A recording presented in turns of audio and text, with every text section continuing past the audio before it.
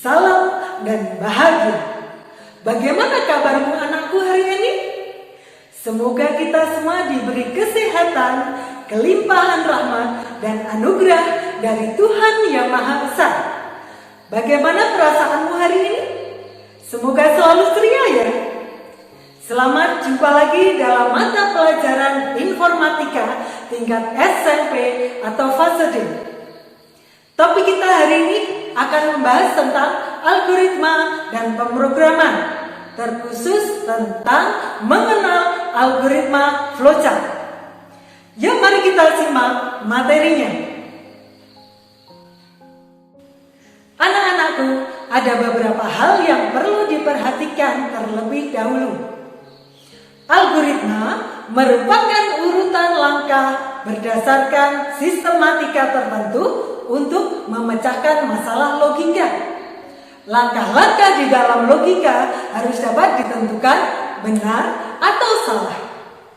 Dengan demikian bisa dikatakan algoritma merupakan jantung ilmu komputer atau informatika. Dalam buku yang berjudul The Art of Computer Programming, algoritma memiliki 5 ciri khas. 1. Algoritma harus berhenti setelah mengerjakan sejumlah langkah. Sebuah program yang tidak pernah berhenti dapat dipastikan berisi algoritma yang salah. 2. Setiap langkah harus didefinisikan dengan tepat dan tidak berarti dua atau ambigu. 3. Algoritma memiliki 0 atau lebih masukan atau input. Masukan adalah besaran yang memiliki hubungan dengan masukan. 4. Algoritma harus efektif. Setiap langkah harus sederhana sehingga dapat dikerjakan dalam sejumlah waktu yang masuk akal.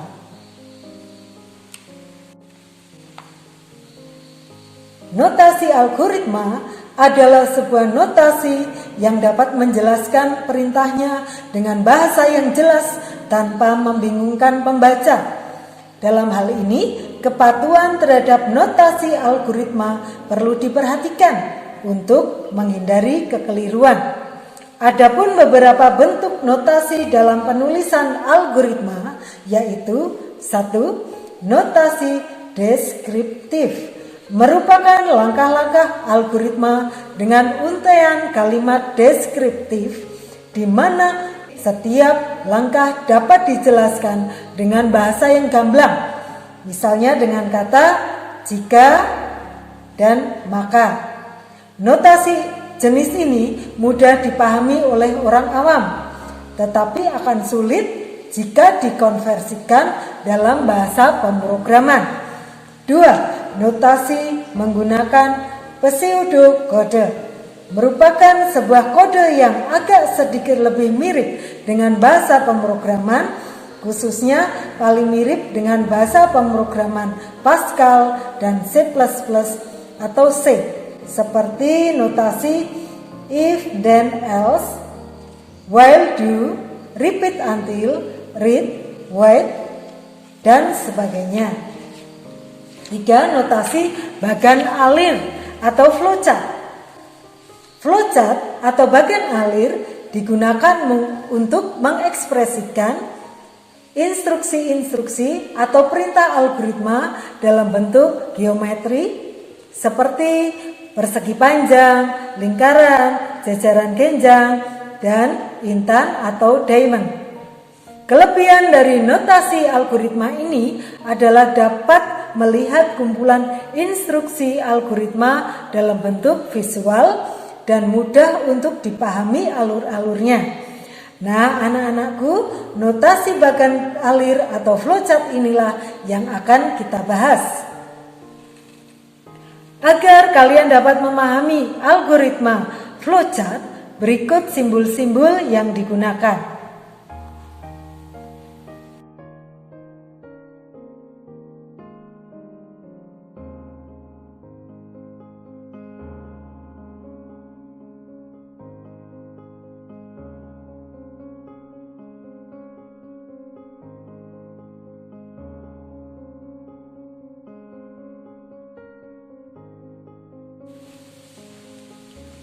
Supaya dalam menyusun algoritma menjadi baik, kita perlu mengenal bentuk-bentuk dasar algoritma pemrograman, yaitu sebagai berikut.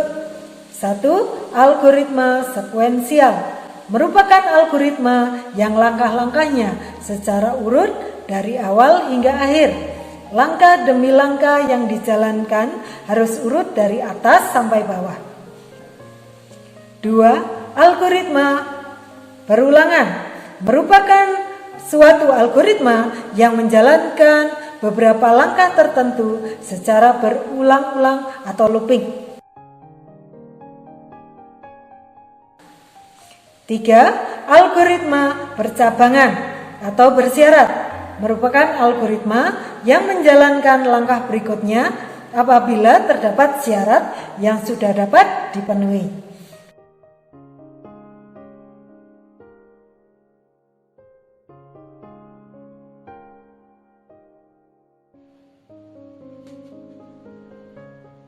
Pada contoh 1, kita menggunakan simbol terminal dan simbol input-output. Perhatikan contoh algoritma flowchart ini. Mulai, kemudian komputer akan hanya mencetak tulisan "Saya suka pelajaran informatika". Perhatikan tanda petik di sebelah sini dan sebelah sini.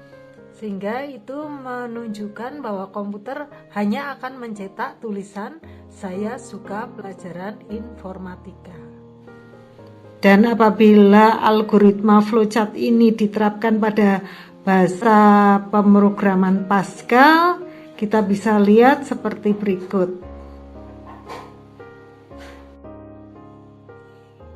Pada contoh yang kedua, kita masih menggunakan simbol terminal, kemudian simbol masih kita gunakan input dan output seperti ini. Perhatikan contoh 2 ini. Perhatikan juga di situ kita masih menggunakan tanda petik. Perhatikan ini, di sini juga ada tanda petik, di sini juga ada tanda petik. Sehingga seorang pembuat algoritma ini menginginkan bahwa komputer akan hanya mencetak tulisan atau teks "Di sekolah saya", kemudian bawahnya tertulis "Saya suka pelajaran informatika". Nah, bila mana kita terapkan pada bahasa pemrograman Pascal, yaitu seperti berikut. Oke, bagaimana anak-anakku? Mudah bukan? Kita lanjutkan ke contoh berikutnya ya. Selain kita menggunakan simbol terminal dan juga simbol input-output,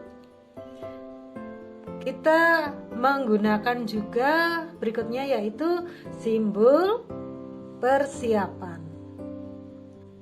Perhatikan contoh berikut.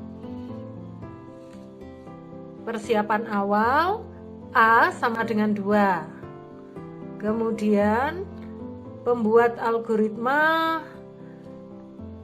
akan menyuruh komputer atau menginginkan komputer mencetak tulisan "perhitungan sederhana". Kemudian bawahnya 1 ditambah 1 sama dengan, ini karena ada tanda petik, ini ada tanda petik. Kemudian di sini dilanjut diinginkan mencetak A. Namun di sini tidak ada tanda petik, sehingga A di sini akan berisi angka 2 di sini.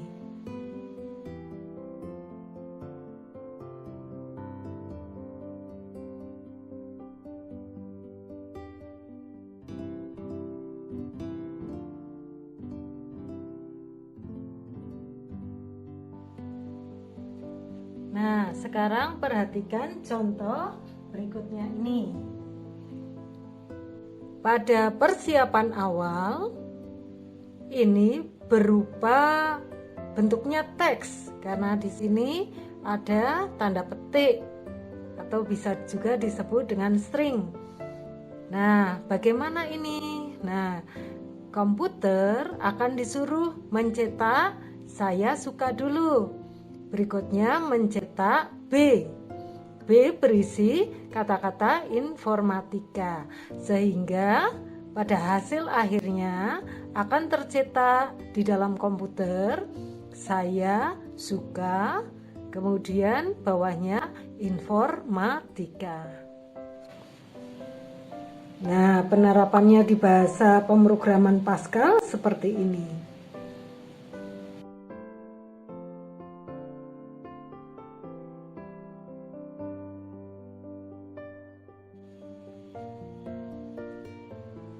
Pada contoh 4 berikut ini menggunakan simbol proses. Ini. Sekarang bagaimana cara membaca algoritmanya? Mulai, kemudian persiapan awal A sama dengan 1. Di sini A sama dengan 1. Kemudian komputer akan mencetak A. Jadi di sini saya tulis di sini ya. Hasilnya akan tercetak angka 1 di sini. Nah, berikutnya di sini. A berikutnya A sama dengan A plus 2. Tadi A 1. A berikutnya yaitu A sama dengan 1 ditambah 2. Kenapa 1? Karena dari sini awal A sama dengan 1. Sehingga posisi di sini A bukan lagi 1, melainkan A sama dengan 3. Lanjutnya komputer akan dimintai untuk mencetak A.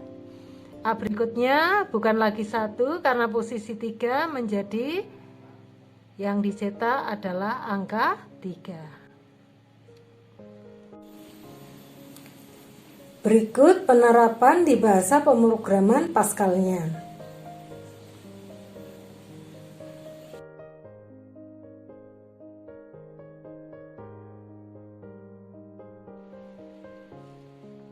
Sekarang kita akan belajar algoritma contoh 6. Pada contoh 6 kita akan menggunakan simbol algoritma kondisi. Ini ya.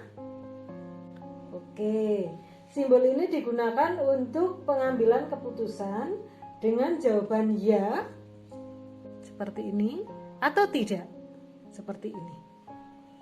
Nah, sekarang perhatikan contoh berikut. Kita baca ya algoritmanya dari mulai, kemudian C sama dengan 0. C sama dengan 0. Oke. Seperti ini. Kemudian turun ke bawah, C sama dengan C ditambah 1. Sehingga posisi C sudah tidak lagi 0, tetapi 1. Karena C sama dengan 0 sebelumnya ditambah 1. 0 ditambah 1. Sehingga posisi sekarang adalah C sama dengan 1. Berikutnya, hasil yang akan ditampilkan dari sini ya, kemudian turun ke sini berarti 1 akan dicetak oleh komputer. Turun ke bawah, ditanya kondisi itu keputusan. Apakah C kurang dari 4? C tadi 1 ya, apakah kurang dari 4? Ya, kalau iya dia kembali lagi ke sini. Nah, melakukan proses lagi. Sehingga dari sini tadi C sama dengan 1 berubah menjadi C berikutnya. C sama dengan 1 ditambah 1. Sehingga posisinya sudah bukan C sama dengan 1, tetapi berubah menjadi C sama dengan 2. Lanjutnya turun ke bawah, dicetak. Dicetak, C sama dengan 2 dicetak. Oke, dicetak oleh komputer. Turun ke bawah, apakah 2 kurang dari 4? Kalau ya, karena ya, kita lari ke sini lagi, proses lagi. C sama dengan C plus 1. C sama dengan 2 plus 1. Sehingga posisinya sekarang C tidak sama dengan 2, tetapi menjadi C sama dengan 3. turun ke bawah, dicetak hasilnya ditaruh di sini.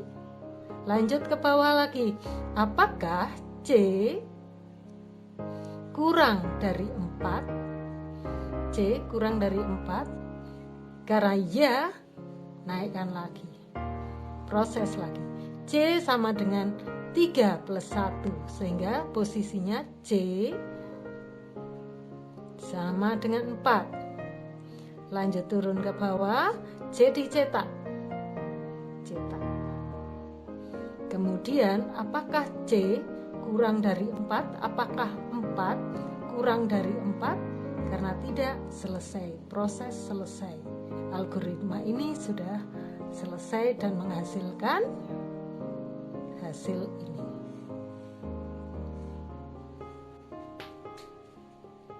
Nah, bagaimana penerapannya pada pemrograman Pascal? Kita lihat ini.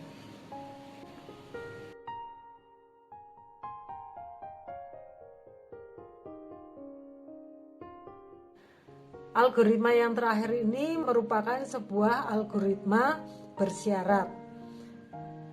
Sekarang kita akan mulai membaca. Coba mulai. Kemudian komputer akan mengeluarkan output atau cetakan dengan tulisan masukkan nilai. Kemudian komputer akan menanyakan pada penggunanya atau operatornya nilai berapa yang akan dimasukkan. Nah, setelah itu komputer akan memproses apakah nilai kurang dari 60 yang dimasukkan kemari. Kalau iya, komputer akan mencetak output tulisan nilai kurang. Bila tidak, berarti kondisinya tidak kurang dari 60. Nah, sampai di sini ditanyakan lagi, apakah nilai kurang dari 75? Kalau iya, akan tercetak tulisan nilai cukup. Bila tidak, bila dua kondisi ini tidak terpenuhi, berarti komputer akan mencetak output teks berupa nilai bagus. Penerapannya pada bahasa pemrograman Pascal seperti ini.